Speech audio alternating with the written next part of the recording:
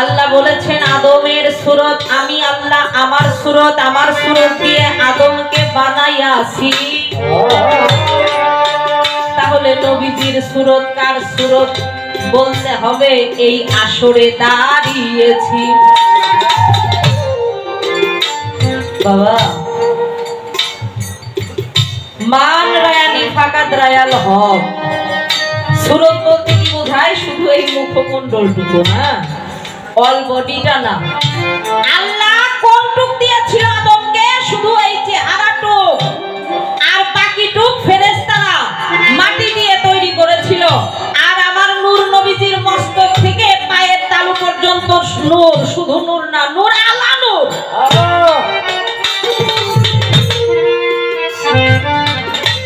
শেরে খোদা মাওলা আলী প্রশ্ন করেছিল, এটা দুনিয়াদারির কথা।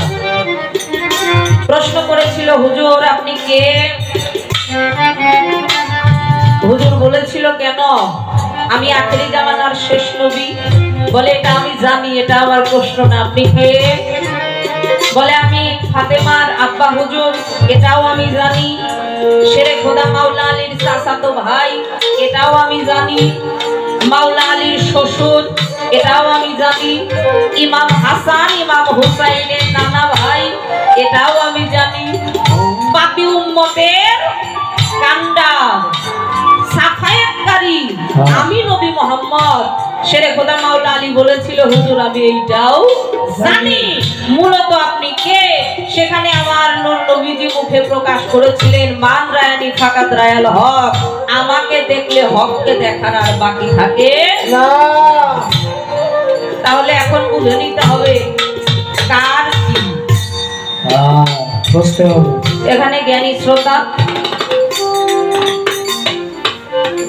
আমি আপনার কাছে একটু জানতে চাই। আপনি বলেছেন আদমের মধ্যে রূহ ফুৎকার করা হলো, সত্য? আদমের মধ্যে রূহ ফুৎকার করা হলো, এরপরেও আদম চোখ মেলে চায় না, তাইলে কি অন্ধ? না। ডাকে ফেরেশতারা, কানে শুনে না। বোবা কালা তাও না, কথাও কয় না, চোখ মেলেও তাকায় না, কানেও শুনে না, নড়েও না, সরেও না। অথচ ভিতরে কিন্তু রূহ ঠিকই দিছে আল্লাহ। আমার প্রশ্ন, সবকিছু করার পরেও, রূহ ফুৎকারের পরেও আদম তাকায় না, কথা কয় না। অবশেষে আল্লাহ কিছু একটা, সেটা কি আপনার কাছ থেকে শুনবো, কিছু একটা এনে যখন আদমের কপালের মধ্যে ছোঁয়াইল, সাথে সাথে আদম আলহামদুলিল্লাহ তার মুখের জবান খুলে গেল, চোখ মেলে তাকাইলো, কানেও শুনে, নড়েও সরেও। আমার জানার দরকার সেটা কি? যার স্পর্শ ব্যতীত আদম তাকাই নাই, যতই ভিতরে রূহ থাকুক কাজ হয়নি। আরেকটা প্রশ্ন করি, দেওয়ানের ধারে দৌড়া দৌড়ি যেন না লাগে দেওয়ানের এই আসরে। আপনারা তো সবাই জানেনই মেয়ে মানুষের কাছে পুরুষরা সবসময় একটু দুর্বল, তাই না? বাইরে যতই জমিদারি দেখা, ঘরে গেলে কিন্তু একটু নত হইতেই হবে অবশ্যই। অবশ্য সব পুরুষ না, কিছু পুরুষ সিংহ রাশি আছে, ওরা একটু গর্জন করে। গর্জন শোনা যতই করবো কোনো লাভ নাই। হ্যাঁ, ঘরের বউ যদি আপনার পিসাব না কয়, আপনি পিসাব না, ঠিক না? কারণ ভক্তবৃন্দ আসলে মাই তো আদর যত্ন করে, ভালোবাসা দেয়। মানে মা যদি মার মতো না হয়, ভক্তরা কিন্তু দরবারে টিকতে পারবো না খালি পিসাব দিয়ে। আমার জানার দরকার হযরত আদম একা একা ভালো লাগে না, কারি একা ভালো লাগে? ভালো লাগে। আল্লাহ তো অন্তর্যামী, অন্তরের খবর আল্লাহ জানে। ফেরেশতাদের বললেন আদমকে একটু বেহেশতের মধ্যে নিয়ে নিয়ে ঘুরিয়ে ঘুরিয়ে সবকিছু দেখাও, যদি একটু মনটা ভালো লাগে।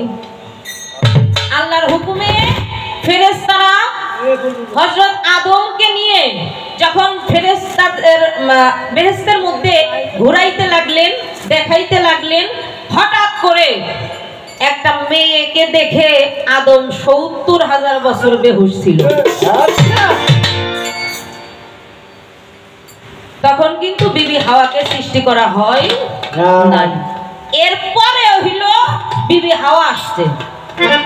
এটা হুশ ফেরার পরের গল্প।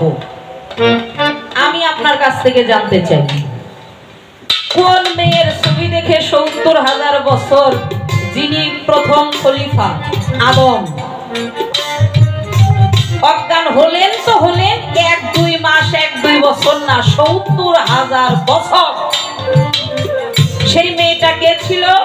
আর কোন মেয়ের স্পর্শ পেয়ে আবার ৭০,০০০ বছর পরে চোখ মেলে তাকিয়ে তিনি আবার কথা বলা শুরু করলেন? এই দুইটা বিষয় আমি দেওয়ানের কাছ থেকে একটু জেনে নেব।